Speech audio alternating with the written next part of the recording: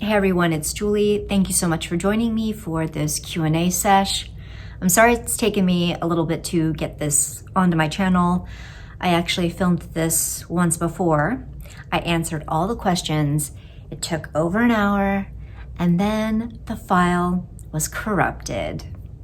So, Julie is not going to risk another trauma like that. Hence, we're doing a part 1 and a part 2. So part 1 is going to be the non-tarot related questions, and part 2 will then be the tarot / spirituality topics. So thank you so much for your submissions. I am flattered that you guys would even be interested enough to ask me anything. And a couple people suggested that I make this into like a hashtag. Dee mentioned a quarantine Q&A. So, okay, why not? Let's do it. If you are so inclined, definitely let me know that you're participating, and I will hop on over to your channel and have some questions ready for you. So, thank you once again to Allison, Amy, Angela, ChristaCecilia, Dee, HazelJane, Jason, Jen, JoJo K, Kenneth, Kleri, Laura, Leisa, Lily, Mossie ForestFae, Panda, Rachel, Renee, Sarah, Steph, Vera, Vin, and Evie. Okay, so I have consolidated some questions since there were repeaters. And let's get started with these non-tarot questions. Several people wanted to know more about my background outside of tarot, and so I'm going to hit all those first. More about you and how you grew up. Where did you go to high school? So I was born and raised in Pennsylvania in the United States. And I went to high school in the town of Lancaster. And here in the US, people know that as Amish country. In college, major in college. So I went to undergrad uni at Penn State University, and I majored in English. And then I did my graduate uni at Florida State University, and I got a master's degree in creative writing. Next question is, what's your job? So I'm a government contractor, and in other words, that's, so my employer has a contract with a US government agency. And so I work on site at that agency, or I did pre-COVID. And I work in the communications office.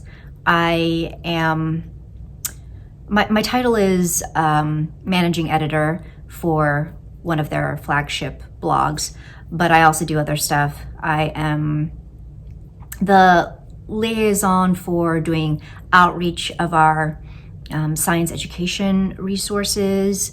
I am also the copy editor. I also create other content and just basically multitask. It's kind of a jack of all trades, and that's just kind of how our team works. And it's pretty ironic because this is like a health institute that I am working for, and I don't have a science background. You know, that is the mission of this institute, to focus on science and research, and I am an English graduate, so I always find that amusing. The next question is, where and how did you and your hubby meet? My younger sister, so this was back in the beginning of 2000s, the beginning of 2006. My younger sister, she was fresh out of college and had landed her first job in Maryland. And at that time, I was working as an adjunct professor back in Pennsylvania. But the two states aren't too far from each other, only like maybe a 2.5 hour, 3 hour drive. So on weekends, I would drive to Maryland and hang out with my sister. And she would hang out with a coworker outside, you know, the office, and they were just friends, and I got to meet this guy, obviously, because I was hanging out with her on weekends, and he asked me to their company holiday party, and I said yes. And I very much saw it as kind of this platonic group thing. You know, we're all going together as a group. And so it was at this holiday party where I met Matt, who was my sister's other coworker. And yeah, he asked for my number. I really didn't think he'd call because I was in Pennsylvania. I was living in Pennsylvania, although at that time I was waiting on a government security clearance so that I could relocate to Mimi's area, my sister's area, and begin a government contracting job. Anyway, I didn't expect him to call, but he did call, and he continued to call daily, and we really got to know each other. And it was about a month after we met at the party that my government clearance came through, and I moved in with my sister, and I began work. And yeah, rest is history. Where do you live? Matt and I live in Arlington, Virginia, with 2 cats and a gecko lizard. Share more about if you'll have kids or why it's not for you. No, I will not have human kids.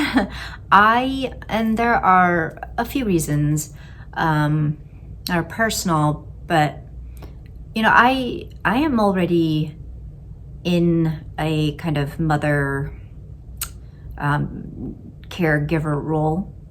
I have been for some time and continue to be, and so that's another way to be a nurturer. There are different ways to be a mother or nurturer than just, you know, pushing a baby out of your loins, which is beautiful and wonderful and magical and all of those things. And it's not something that is in my path. And so, yeah, I knew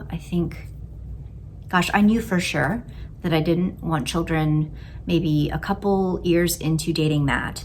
And I made it very clear to him when I had come to that kind of, that realization, that epiphany, I made it very clear to him that this was my choice. And if it was a deal breaker for him, totally understood. I wouldn't want him to continue a relationship with me thinking that down the line, should we get married, that we would have children. And I made it clear that he shouldn't expect that I would change my mind or hope that I would change my mind. And he certainly shouldn't think that he could change my mind. I told him very directly, I will not change my mind. So he made his choice. And, you know, I've definitely received a lot of comments from people after we got married. Oh, well, don't you feel bad? I mean, you're kind of taking away his chance to be a father. And I'm just like, wow. Last time I checked, I married a grown-ass man who was capable of making his own life decisions. And so, no, I don't feel bad because I was very clear up front and he made his choice. So, yeah. And other questions like, oh, but who's going to take care of you when you're old? What's the guarantee that my children would take care of me when I'm old? There's no guarantee that that would happen. So, and why? I mean, that would not be a personal reason for me to have children. That would not be the huge impetus for me to procreate, to have somebody take care of me when I'm older. That's just me. Anywho, so obviously I have feelings about that. I went on for far too long than I wanted to. Okay, next question. What is it, baby? Next question. Shows you've been enjoying lately. I recently finished the Netflix series Bridgerton, its first season. I'm sure many of you have already heard of this show. It's a Regency romance. It's based on novels by Julia Quinn, which I had never read before or even known of before this series. And then another show that I started watching was the first season of Witcher, another Netflix series. It's fantasy, also based on novels that I was not previously aware of. It stars Henry Cavill wearing a really bad blonde wig, and I'm only a couple episodes into that, or a few, well, maybe like 4 episodes into it, so we shall see where that goes. I'm a little confused by certain things, but you know, I mean, that's not really why I'm watching it. I'm watching it for like the eye candy factor. I'm not gonna lie. Okay, anyway, the next show that Matt and I started together actually is Schitt's Creek. And we're pretty well into the first season. I find it amusing. I do love Eugene Levy and Catherine O'Hara, Daniel Levy. Yeah, I do think it's an amusing show. I am still on the fence about whether to continue watching it though, because it's not amusing enough for me to feel like I want to binge watch it. Do you know what I mean? So, but there is that FOMO because everyone keeps saying just how good it is. So I think maybe what I'll do is I'll finish the first season and then maybe reevaluate from there. Favorite movie snack? Popcorn. What's the worst movie you ever saw in a theater? It's a tie between Nacho Libre with Jack Black, and this was Matt's choice, okay? Because I am not a fan of like the older Jack Black movies. I prefer his more recent ones, but that was horrendous, and I don't really even remember much of it, which is probably a good thing. And then the other movie I made us go see, which is Wanted with James McAvoy and Angelina Jolie. And I knew this was just going to be some mindless action movie, and I was in the mood for something like that. I love James McAvoy. It was a bad movie, and Matt still he still gives me shit for making him go see that movie. Books you've been enjoying lately. I last month finished Red, White, and Royal Blue by Casey McQuiston, and it's this romance, comedic romance, I guess. I don't know. It was pretty funny, but it's this romance with the Royal Prince of England and the first son of the United States. So I loved it. I loved it so much. And then I also finished a literary fantasy novel, The Bear and the Nightingale by Catherine Arden. So this is set in the 14th century Russia, and it's a retelling of an old Russian tale. So it definitely has that kind of folklore vibe to it, and just, yeah, a fantasy feel, but the prose it feels very literary. So I sometimes find that with literary fantasy, it's a slow burn, like a slow build. But I'm glad that I kind of pushed past the slow beginning and kept going, because it was a great book. I really enjoyed it.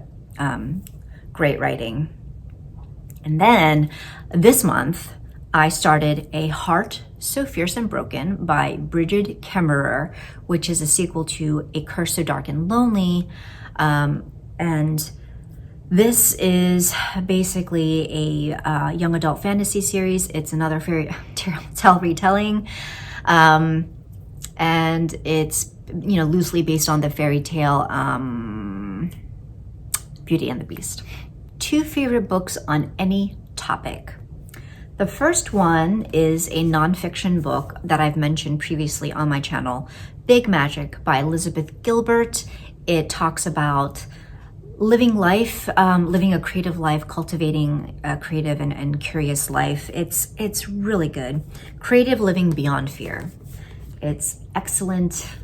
It was kind of life-changing for me, actually. So I really recommend that book.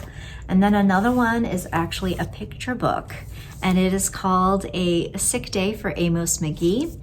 It was written by Philip C. Steed and illustrated by Aaron E. Steed, and it won the Caldecott Medal, which is recognition for illustration. So the illustration really is fabulous, but the story is great as well. It is just a really, really charming story. I collect picture books, and so this one is definitely a favorite. Okay, so if you have a little one or you just like picture books and stories yourself, I highly recommend this one. Who is your favorite fiction author? This is a very difficult question. I have difficulty with favorite questions, especially when it comes to authors. I will say that a current favorite, again, this will probably be no surprise to some of you, is Maggie Stiefvater. She is the author of the Raven Cycle series, and some other books, the Scorpio Sea, and I read other books by her too. I can't remember the names, but I will pretty much read anything by her. She is also the creator of the Raven's Prophecy Tarot and the illustrator of the Scorpio Sea Tarot. So yeah, she's just amazing. She's so talented. If you were a professional wrestler, what song would you want them to play to pump up the jam as you entered the ring? I was trying to think of a song that didn't have a lot of cursing. And so what I came up with is Franz Ferdinand, which is a Swedish band. I believe they're Swedish. And the song is Take Me Out. It's an older song, but it's a good one. What is your favorite type of music to listen to when you need energy? Really anything upbeat. I love all genres. So pop, rock, hip hop, rap. I really will listen to anything. Probably not country. I would say country music is my least favorite. Sorry, country music fans. But pop is a good one to dance to. All-time favorite songs / musicians.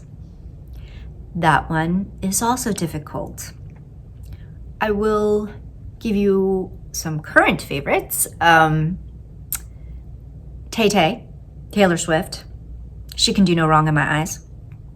Also, Bey and Jay, Beyonce and Jay-Z. Yeah, I really love them. And then all-time favorite songs, like that's, well, I had one that came to mind, which is kind of sad because with the recent death of Christopher Plummer, who was like my very first celebrity crush, and I've loved him all my life. And I was devastated when I heard of his passing. But one of my favorite songs is Edelweiss from The Sound of Music. I've always loved that song. So, yeah, I'm very sad about that. Okay. Any musicians or albums that have changed your life or mean so much to you? So there are musicians, and I guess I would call these, maybe, I would also put these in like the all-time favorites category. There are musicians that definitely have time-stamped phases in my life or periods in my life.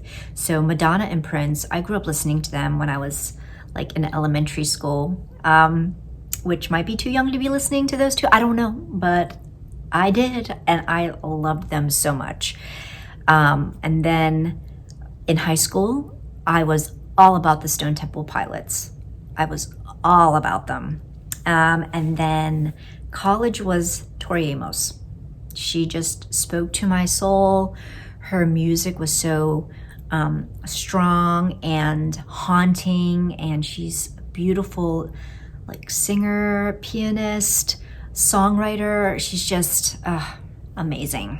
Do you watch French videos or in another language other than English? Why? If we're talking YouTube videos, no.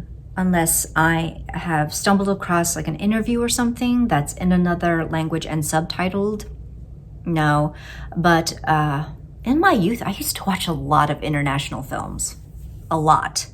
And sadly, that has since died down, and I really need to get back to watching international films. But two recent, for me, French films that I did see. This was definitely a while back. So Rust and Bone comes to mind, which is with Marion Cotillard and Matthias Schoenaerts.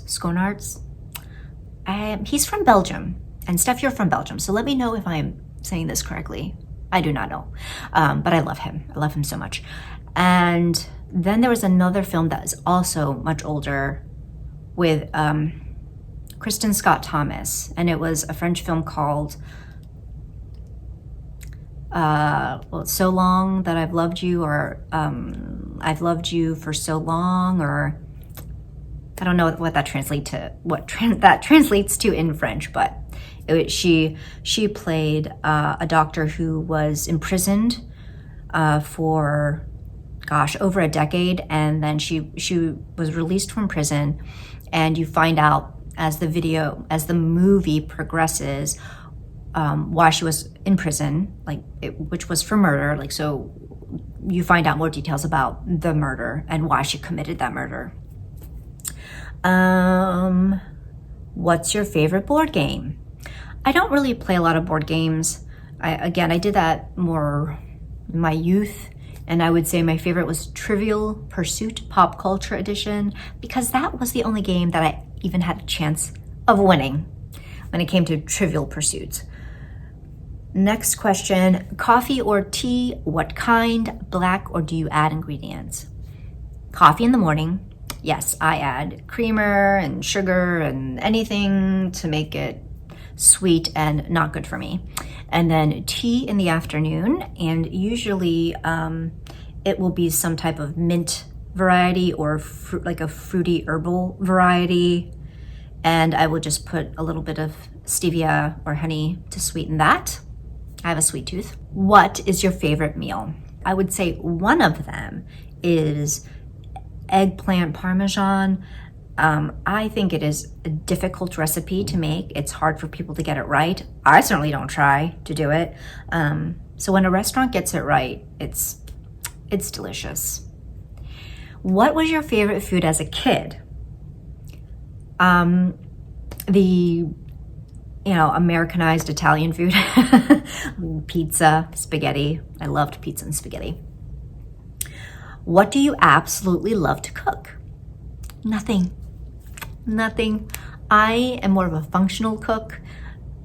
When I do cook, which is not really that often, my recipes are pretty simple, pretty basic. And then next question is about community. So what type of community things do you do outside of YouTube, and are any of them tarot related?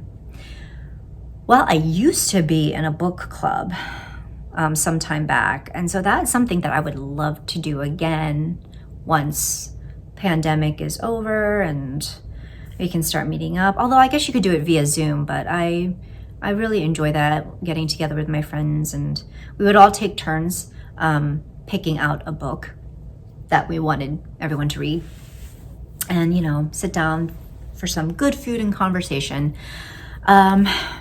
And then another group that I am in that I joined at the end of last year is a kind of Korean sisterhood group called Onnine, and the Oracle deck creator of the Morning Calm Oracle, Sahi Kelleher, her sister is the organizer of this group, and so that's how I found out about it, through Sahi Kelleher.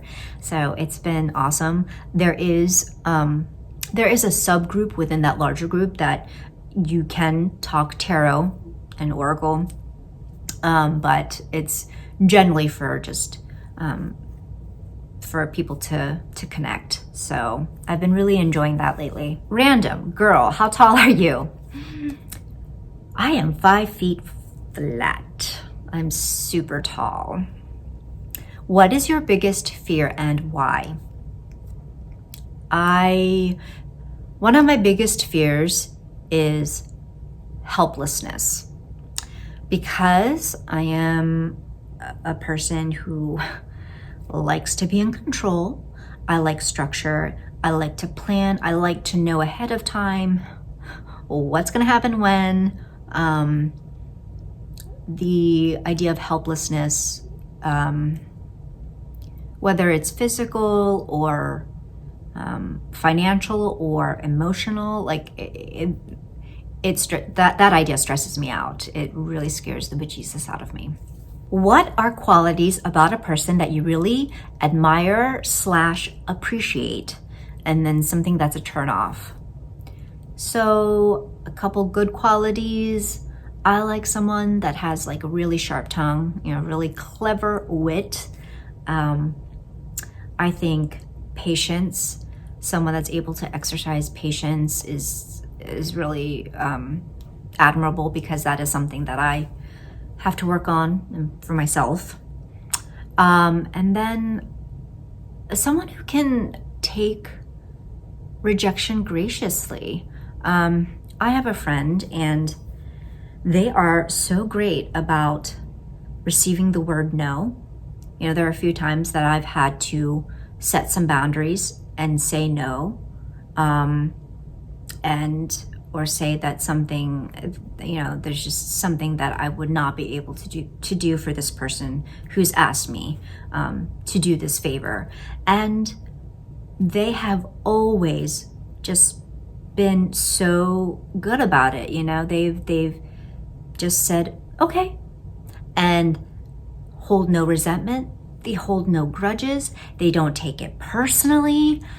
It's just amazing. It's really, really admirable that they can just take that answer for what it is and move on and not take it so personally. It's just, I wish I could not be as sensitive, and it's something I have to practice as well. And then a turnoff. Constant complaining is a turnoff for me. Somebody who just always has something to complain about. Nothing makes them happy, and they can always find something to bitch about. Complete turnoff. Next question. What nail polish were you wearing in your Dating the Tarot 2020 video? Because it was on point. So those were actually nail gel strips.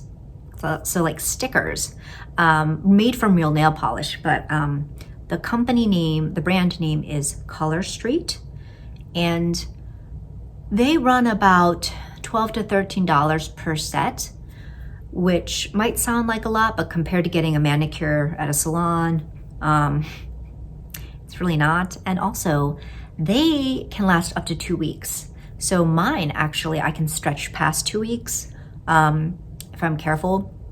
I think it's dependent on each person, but yeah, I'm able to stretch them a pretty long time. And I'm the type of person who is rough with my hands, and so regular nail polish doesn't stay on for more than like 2 days, tops. So it's a great product.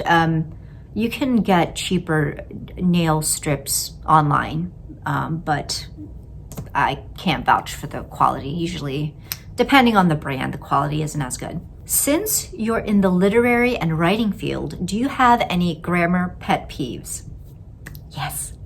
Okay, so as copy editing is one of my roles at my current job, I have copy edited so many documents where the writer is initial capping phrases that don't need capitalization.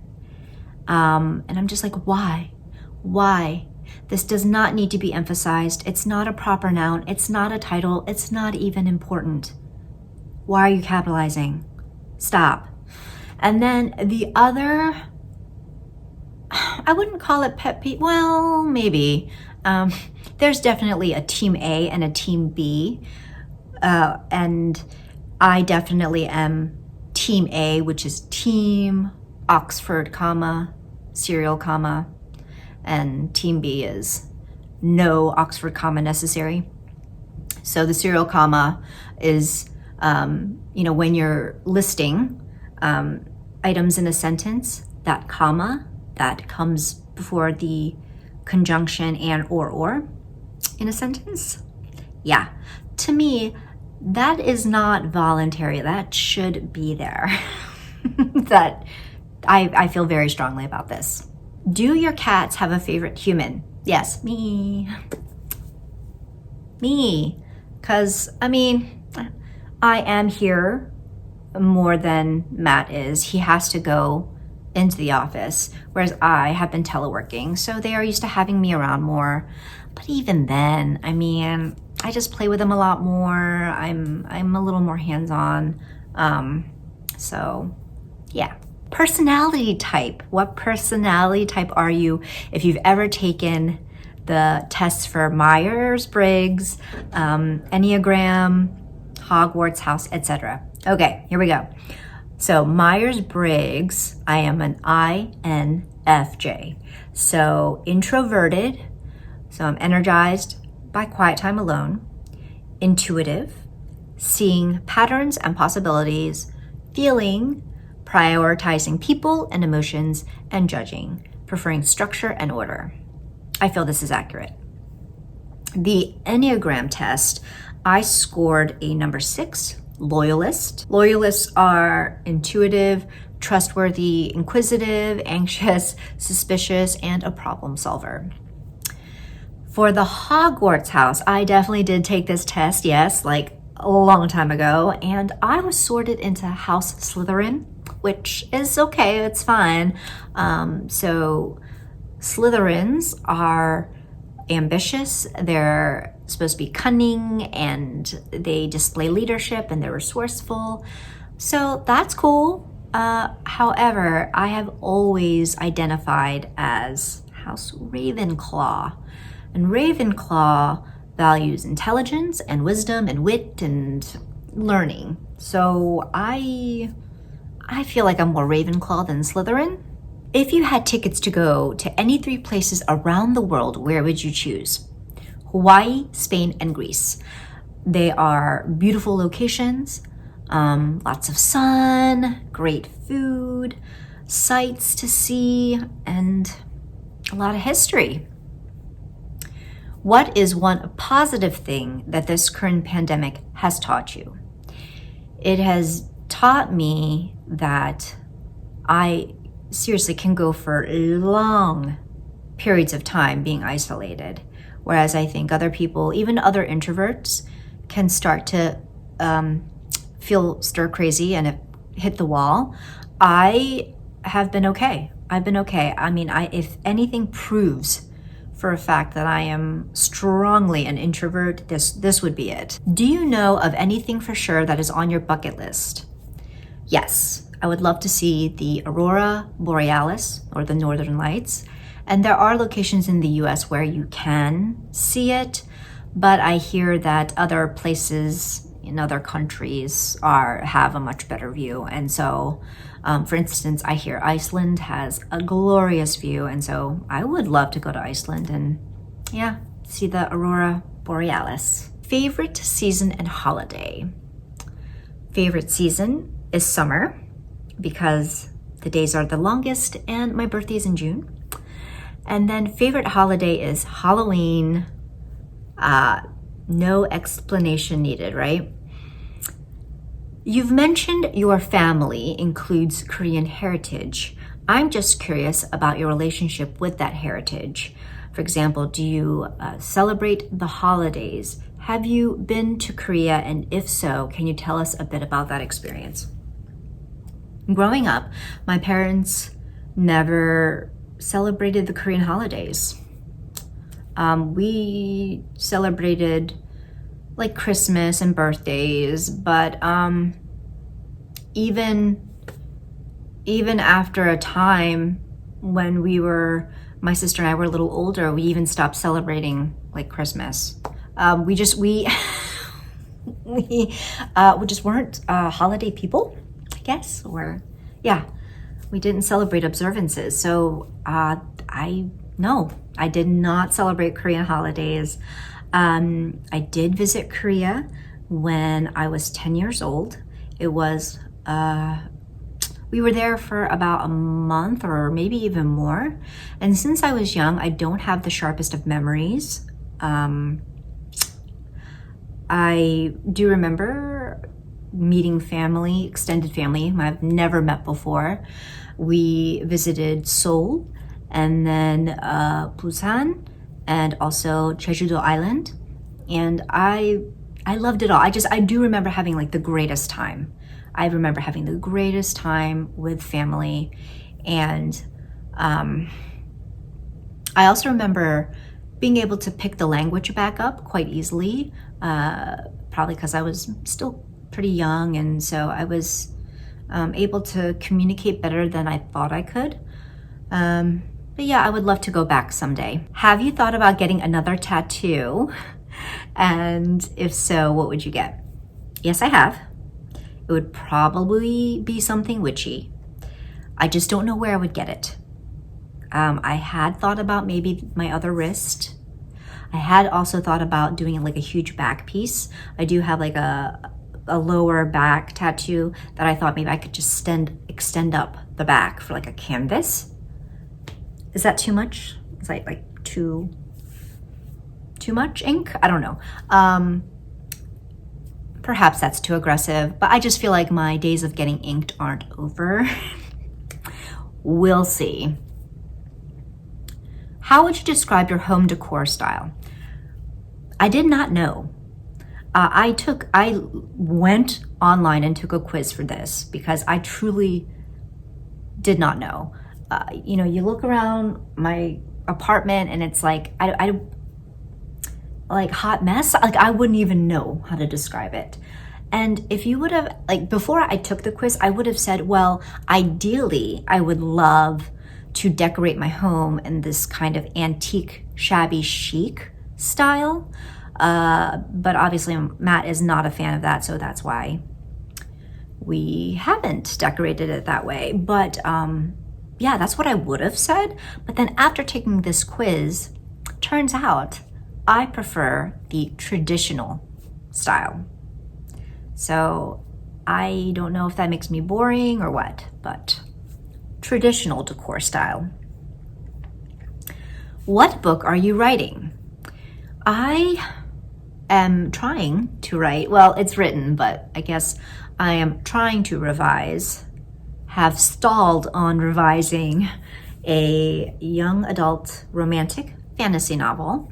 It is a retelling of a grim tale. So I'm sure you've caught on from this Q&A that I love fairy tales and folklore stories and fractured fairy tale retellings. So yes, I really have to get on that this year. I definitely stalled on that last year. Who is your favorite superhero? She-Ra, followed closely by, and it's a tie in second place, Wonder Woman and Batman. What superpower would you like to have? The ability to speak any language in the world. What is your biggest pet peeve?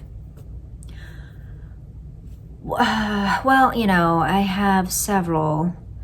I would say one is people who just don't know how to listen. They just suck at listening. Make me repeat my damn self or pretend to be listening when they're not. Just rude as shit. So yeah. Toilet paper under or normal toilet paper over person? I am a normal toilet paper over person. However, I feel as though I could easily adapt to the under if need be. I don't know why we would need to. Over is the way to go. Have you got tips to calm yourself when you're stressed, related to decks or not? So the things that I do, which may or may not resonate with you, I use mala beads or prayer beads for meditation. Another thing that is super common would be that I love to distract myself with like a good movie, or, you know, show or reading something entertainment wise. I also love adult coloring. So if any of you are into kind of mindless activities like that, where you don't really need to think much and it's just kind of a repetitive motion, I recommend coloring. And then finally, if you have a pet, spend more time with your pet. That always calms me down. Or if you don't have a pet, then watch cute animal videos. If you were to write a book about your life journey, what would be the title of your book? What words would be reflected on the dedication and or introduction page at the front of your book? This was hard. This was damn hard. The best I could come up with is the title, What Are You?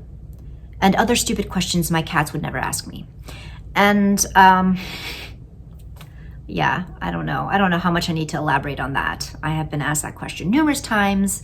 It's a shit question to ask. It's super dehumanizing and rude. And yeah, you know, my identity, you know, my Korean background, it is a constant factor in my life. It's a constant influence. And so it would definitely be a big topic, a pervasive topic through my life journey.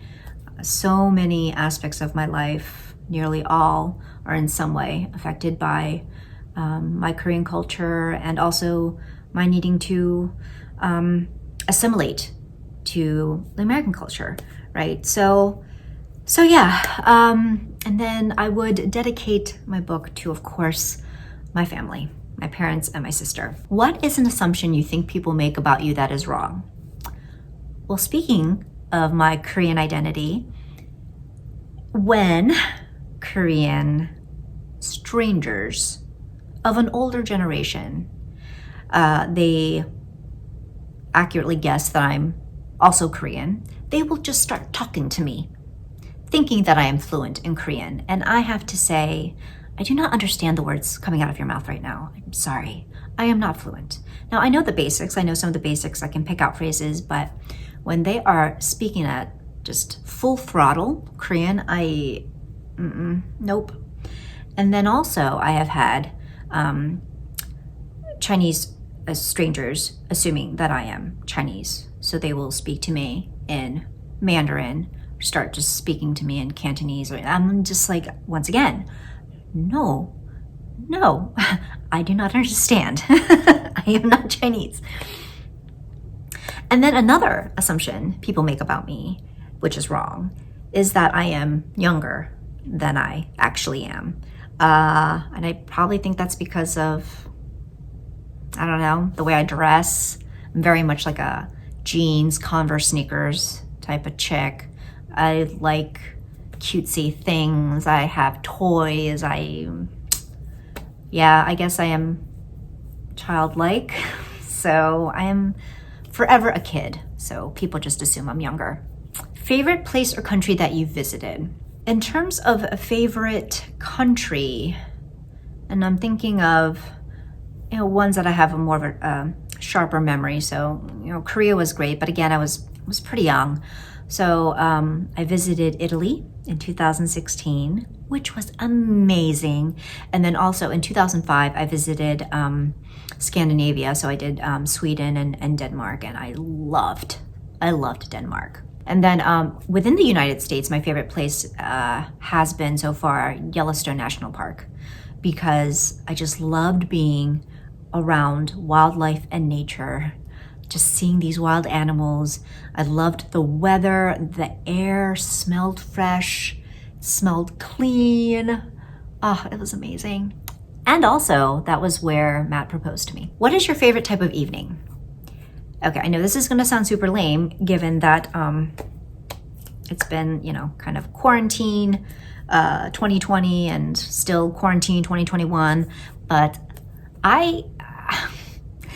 you know, outside of quarantine, it would be that I would enjoy an evening in. I would enjoy just a nice quiet evening in with some takeout and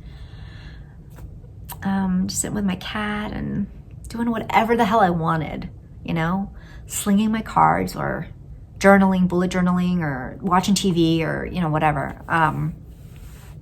Now, if I were to go out, I would love to have go out to a nice dinner with Matt and then maybe go see a movie. I'm fairly low key. Something odd that you just really enjoy. I don't know if this is odd. It might be odd. I feel like a lot of people find this to be more of a chore, but I actually really enjoy cleaning out my attic because that just becomes like a dumpster for a lot of shit that Matt likes to just shove in there. And it feels just so cathartic and wonderful to clean out the attic, or just in general declutter things or reorganize. And I don't know, is that odd? Maybe it's odd, I don't know. What makes you feel calm? Again, quiet, solitude. I know this is like a theme here, right? I'm so lame. Am I lame? Am I boring? Perhaps. But yeah, quiet. My cats purring. Gazing up at like a clear night sky, because sometimes here in my neighborhood, we don't get a lot of really crisp, clear night skies where I can see the constellations. So I really love when I get those clear evenings. You can see the moon, you can see the constellations, you can see some of the planets. That's pretty cool. And then final question. In the entire world, what brings you the most joy? These are hard questions, y'all. You guys really brought on your A game here. So aside from connection with family and friends and just kind of human connection, right, which is a given, I would say the thing that brings me most joy, and this is probably a broad answer, but the arts and humanities. You know, when I think of the hobbies that I enjoy, the things that I enjoy creating and making, the things that I enjoy experiencing, like movies and art and books. I mean, these are creations from others, you know. So yeah, experiencing how others view the human world, others view humanity through this particular medium, this artistic medium, and then they get to share it with us. And just like the joy that I get and when I just dive into something and make something, that brings me so much joy. We have made it. This is an hour. We're going on an hour here. Wow. Okay. If you stuck with me for this long, thank you so much. And I will be back hopefully soon for part 2 of the quarantine Q&A. And I will cover your tarot and spirituality questions. So until then, hope you are all well. Much love and take care.